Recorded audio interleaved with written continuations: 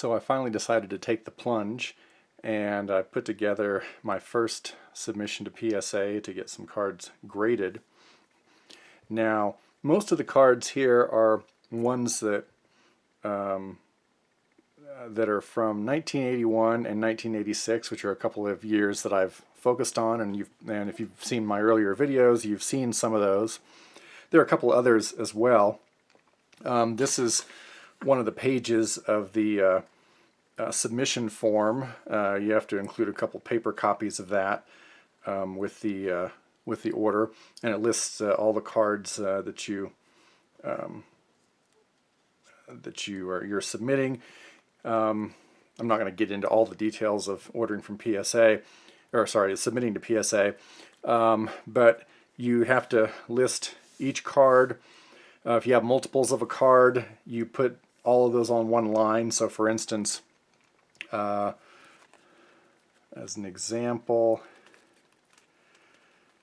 the Expos Future Stars with the Tim Raines rookie on it, I'm submitting 2 of those, and so there's a line here where you indicate that there's a quantity of 2 for that. There's a couple others that I have multiples of, mostly are singletons.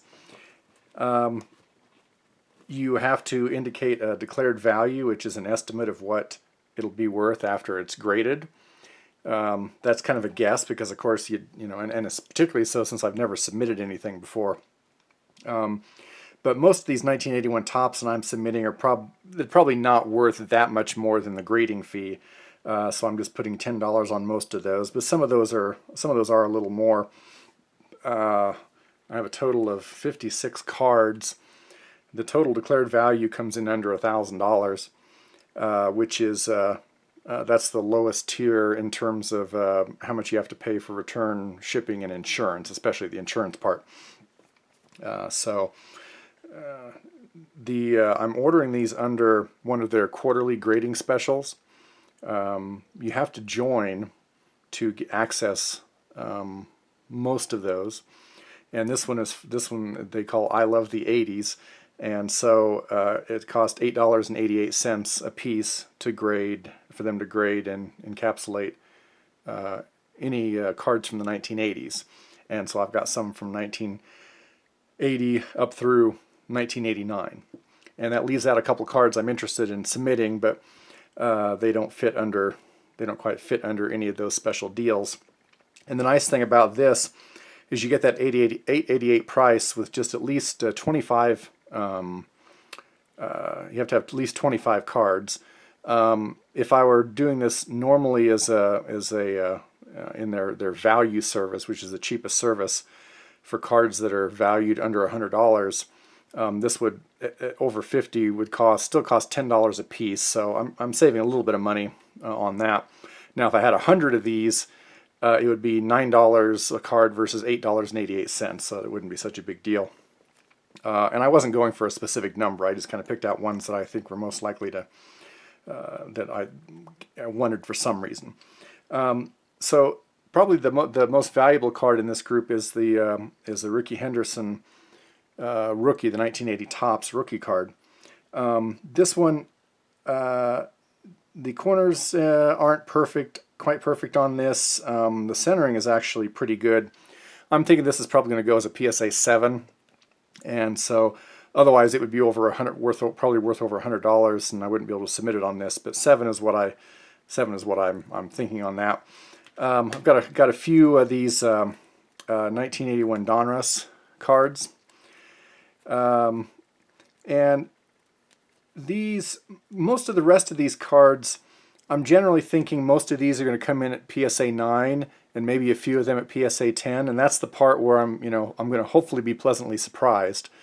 I hope a lot of these ones that I think are going to be 9s don't come back as 8s, and I'm hoping some of these come back as 10s. So there are a couple cards in here that I've, in my own notes, have guessed that maybe they'll go as PSA 10. But we'll see about that. The 80, there's nothing too special to see here in the 81s. I've got a bunch of those 81s. The better players here, in some cases I figure they're worth more than 10. based on looking at prices. But a lot of the better players, also the cards are less likely to, certainly much less likely to be 10s, and in some cases might not even be 9s. Although 9 is kind of the typical thing here. I mean, when you look at most of these cards up close, look at cards like on the video, you'd be hard pressed to see why there are any flaws. And I've tried to be as conservative as possible and really look at these very harshly.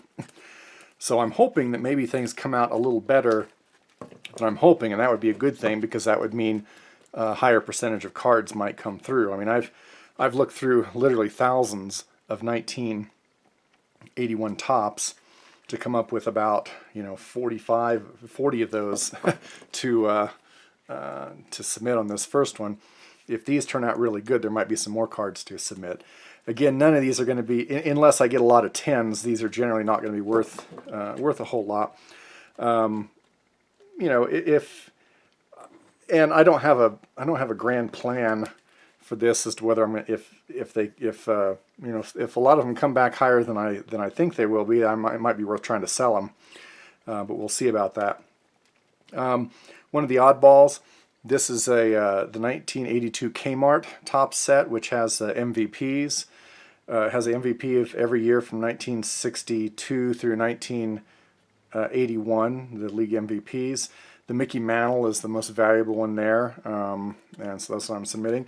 And then the 86s, that's the other year that I've focused on a lot. Now the 86 ones, these cards are relatively inexpensive. So the 81s, on a per card basis, I'm probably paying, maybe 5 times as much as for actually probably more than 5 times as much, maybe 5 to 10 times as much for those cards as on the 86s. The 86 ones, as I've talked about, one of the big issues is this black border there. But I've got a few cards here, so these are generally good players from good players to stars. These tend to be overall better players here because these cards on the whole are worth less, or not worthless, but they're they have less value than the 1981 cards, and so it doesn't make as much sense to submit commons in 86 unless you're pretty sure you're going to get a 10. As a kid, I had the 1987 Topps traded set, so I picked out a couple of the best cards from that. Greg Maddux. This is Maddux rookie card. Rookie card in the traded set. And the same thing with Fred McGriff. These are considered rookie cards, and so they can be worth a little bit. Now, some more famous cards. I had a few Griffey Jr. rookie cards, the Donruss, and I had 2 of these Fleers. And I remember this is probably in around 1989 or 90-ish, not long after these cards came out. I actually paid $9 for 2 of these rookie cards. I talked the dealer down by buying 2 of them. I got them for $9 instead of $10. And so I'm not sure. I'm hoping both of these come back as 9s. We'll see. Those are if they the Griffey. Let's see the. If coming back as 9s, they're kind of in the $20 to $30 range. Might be worth selling. The Billy Ripken. This is the famous F-face card, and this is the original with the obscenity on it. And so this one, if this comes back as 9, I've listed the value of that as about $60, and that's a reasonably valuable card. And this one's just kind of for fun. This is the Paul Gibson 1989 score crotch grab card. There's a player in the background adjusting himself, and there's another version where they airbrush that out. There are a ton of different versions of the F-face card where they've blacked it out or scribbled it out or whatever. Like I said, my estimated value for these cards total is under $1,000. I'm even if I can sell a lot of these, it's not like I'm going to make a lot of money if I sell these. So if a lot of these end up just in my personal collection, that's fine too. I just thought I would kind of see what I could do here. And notice that they're in these card saver ones. That's the way that PSA wants you to send them if they're a normal size card or smaller, and inside of a penny sleeve. That's optional, but it's usually a good idea. Also, if you do it right, they can pull out the card by pulling on the penny sleeve. And so that makes it less likely they'll damage the card. But they have a lot of experience pulling cards out of these, and I doubt that they damage very many of them. Trying to think whether there's really anything else. I'm gonna send it in a 300 count. It turns out a 300 count box is a nice size for putting these in, and I've got a good amount of cards for that. They usually recommend that you put them between a couple pieces of cardboard, put rubber bands around them, and then put them in a box. I'm going to do that, put them in this box, and then I'm going to put them in a bigger box and put bubble wrap in there to keep this box from moving.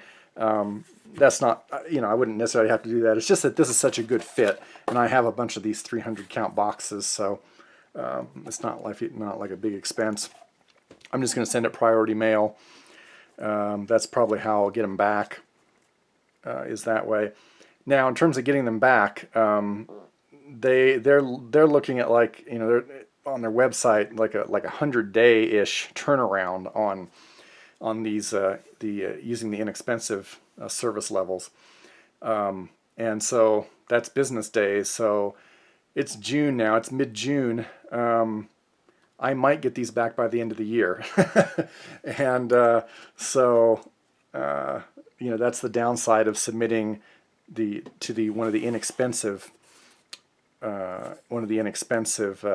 service levels, is that there's a very long turnaround time.